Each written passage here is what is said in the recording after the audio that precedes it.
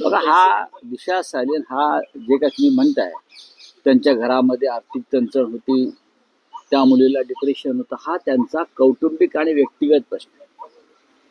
त्याच्यावरती आम्हाला राजकारण करायचं नाही.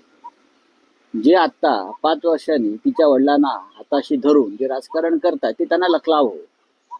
पोस्टमॉर्टम रिपोर्ट कालच आलेला आहे, काही दिवसापूर्वी आलाय, पुन्हा एकदा प्रसिद्ध झाला, इतर काही गोष्टी येत आहेत आणि आम्ही समर्थ आहोत ना.